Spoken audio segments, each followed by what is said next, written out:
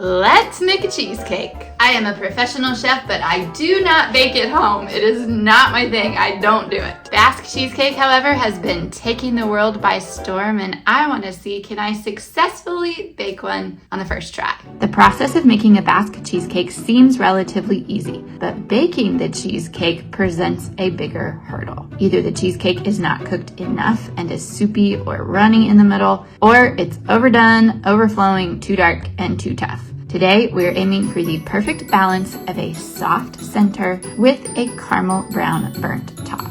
We are going to be using our knowledge of science and of food today to troubleshoot those issues, hopefully, before they happen. Let's go ahead and gather our few ingredients that we need and get started. All right, here are the ingredients and supplies you will need today. We've got eggs at room temperature. We've got cream cheese, also at room temperature, full fat, no low fat. We've got heavy whipping cream. No low fat.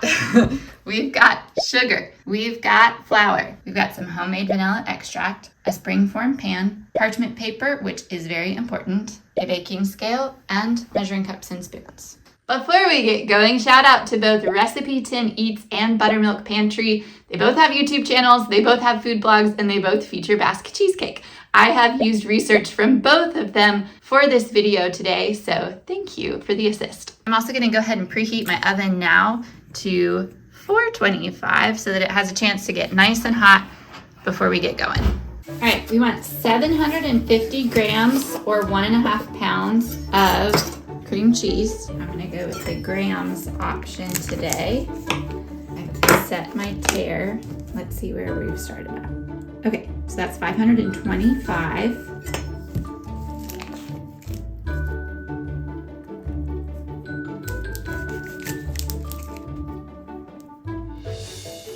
That's gonna be fine. Then we want 1 cup of super fine sugar.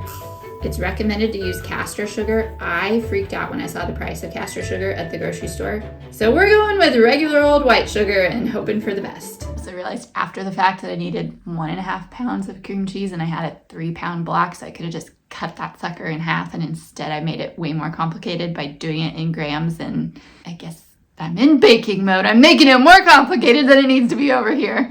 Okay, I've got my cream cheese. I've got a hand mixer. You could also use a KitchenAid or a stand mixer. And I've got my sugar. We're gonna put our cream cheese in first and get that going.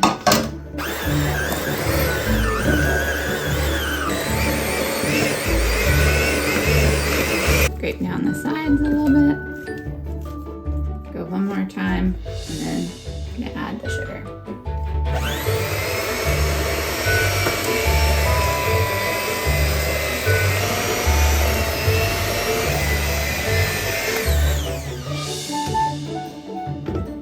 This is what we're looking like with just the cream cheese and the sugar. I am gonna move this to a bigger bowl before I add the cream and the eggs, because I think I'm gonna limit myself on stirring space if I keep it in this bowl.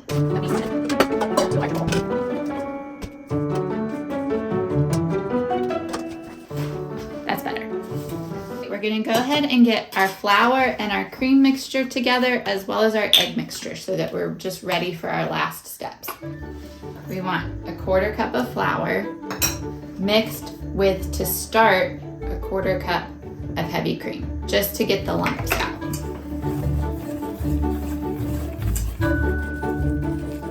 That's very thick. I think that should have been different. I think that should have been at least a 1/2 cup to start. Maybe more. That's what the recipe said, but I don't like that. Hold on. So that would be a correction to the recipe. I think I would do like a cup of cream and a 1/4 cup of your flour, which would be all of your flour, and then add your last 1/4 cup of cream once it's smooth, because now we're gonna have to like kind of undo the mess we made here. But this is actually all the flour that I have in-house right now, so we're gonna have to make it work. Let's go ahead and add another 1/4 cup cream. So I've got 3/4 cup of cream in here so far. There's definitely a better way to do this, but we're improvising here. Okay, that's starting to look a little bit better. And then we have 1/2 cup more of cream that we'll add to get this smooth.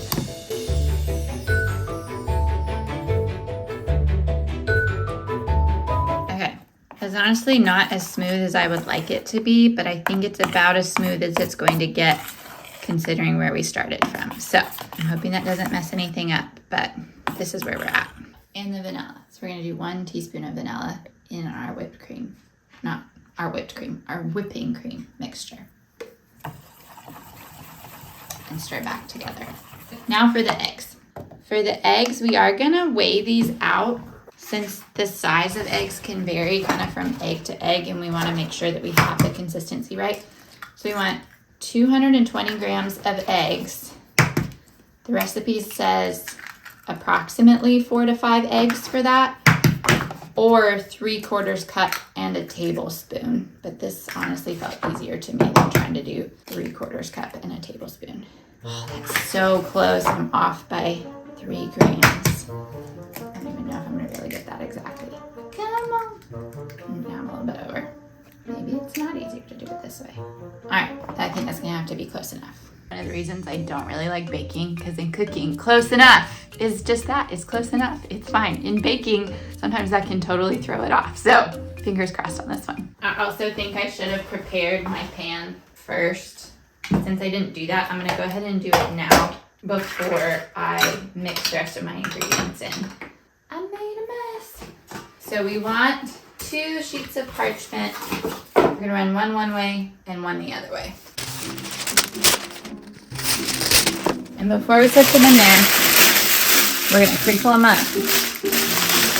And we want all the surface area of the pan to be covered. And Basque cheesecake traditionally has kind of the like ruffled edges.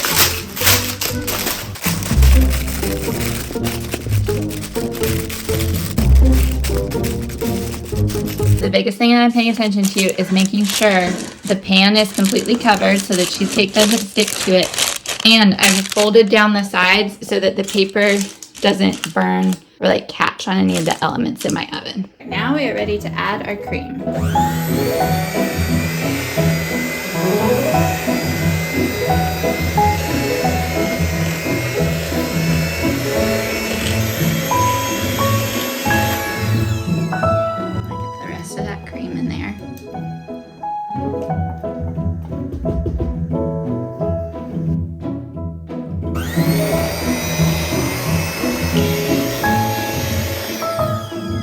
Time to add our eggs.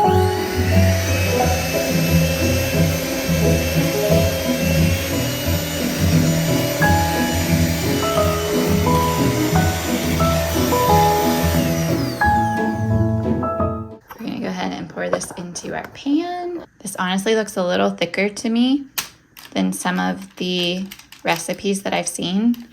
So that's my only concern so far. It is nice and fluffy and creamy.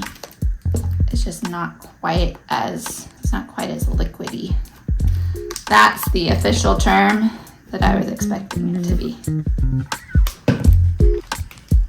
That's an air pocket right there. You can knock it a few times, or you can come around and poke it with a knife, which that's just to be extra fancy and really make the consistency beautiful. But optional, up to you. We didn't talk about this at the start because I got excited, but the trademark of a Basque cheesecake is that there's no crust to it. It's just the cheesecake. It's not gluten-free because there is flour in it, but then it gets this really nice caramelized, almost burnt like color and consistency on the top, and really custardy filling on the inside. It's from the Basque region of Spain. We're gonna go ahead and pop this into the oven. 35 to 45 minutes was what one recipe said, and the other one said 45 to 65. So we're gonna set the timer for 40 minutes and then go from there.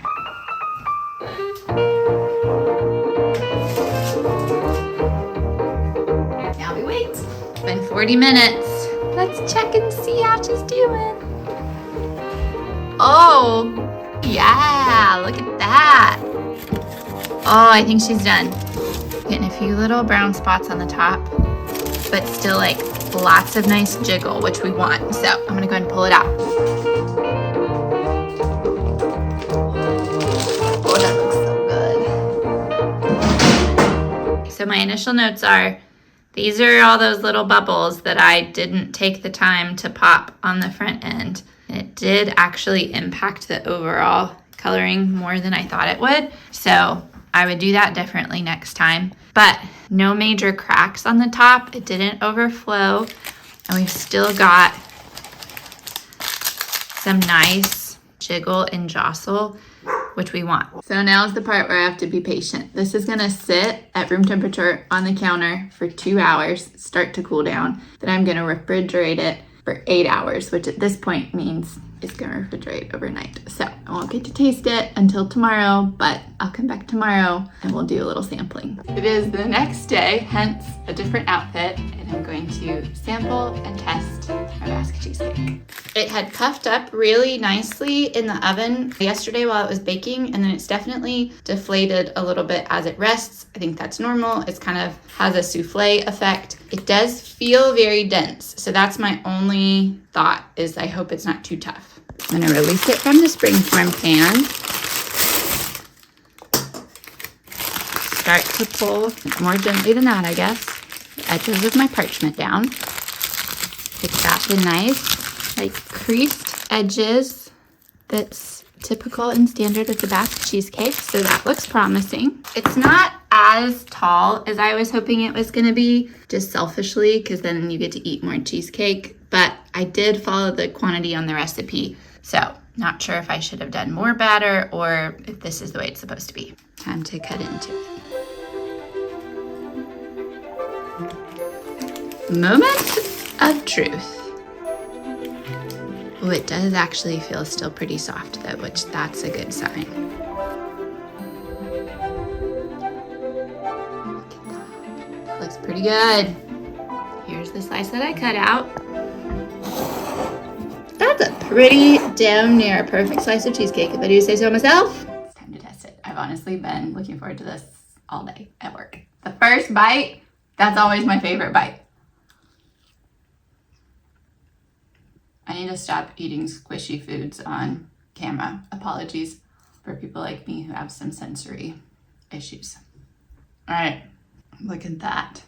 It's creamy, it's very evenly cooked. It's not like too tough on the bottom or the top. They're soupy in the middle. The like texture in the crumb is very consistent through the whole thing. You can see that there. It's got a nice, I think I could have gone even a little heavier with the vanilla, and one of the recipes I saw also called for lemon with the vanilla, and I think that would be nice just to cut the creaminess a little bit. I'm pretty proud. I think I give it at least a 9 out of 10, maybe even close to a 10 out of 10. Because I don't really know that I would do anything differently. So I think that would make it a 10 out of 10. That was a success. My biggest takeaways, if you're doing this at home, definitely weigh your ingredients out. Make sure that things are thoroughly mixed. The cream and the flour, that didn't go great. So I would do that differently on the front end. It still tastes fine. It incorporated well into the cheesecake overall, so it didn't ruin it, but it did make the mixing process a little bit harder. I think a little bit more vanilla or potentially also some lemon would be a nice touch. And I noticed with the baking, it went from being like perfect to almost too overdone very quickly. So I would really keep an eye on it when you're getting to that like 35, 40 minute range. And when it's like still soft set in the middle, jiggly, like pull it out sooner rather than later, because it is going to continue to set and to cook a little bit once you pull it out. Just the small like 3 minutes where I was filming and working on like getting it out of the oven, it was amazing how much more the cheesecake set in just those few minutes of being in the oven. So that would be my biggest tip. Just keep a real eye on it. Don't leave it in there for too long. Pull it out, and then definitely let it rest overnight so that it has time to really like set and chill before you dig in, but then definitely dig in and enjoy. I'm gonna slice this up and take it to my yoga instructor tonight because I don't need an entire cheesecake all for myself. It is super expensive to buy Basque cheesecake, so if you're looking to save some money, not that it's cheap to make, but it's way cheaper to make than it is to buy. And if you really want to be fancy, then rinse your knife off in between so you don't get the little cheesecake pieces, but I didn't care. All right, that's it for this week. If you enjoyed it here today, if you like being in communities where we're all kind and cheer each other on in our cooking adventures, and if you also like understanding the why behind things, then you are gonna love it here, and I hope that you will subscribe and join. Welcome. I will see you next time.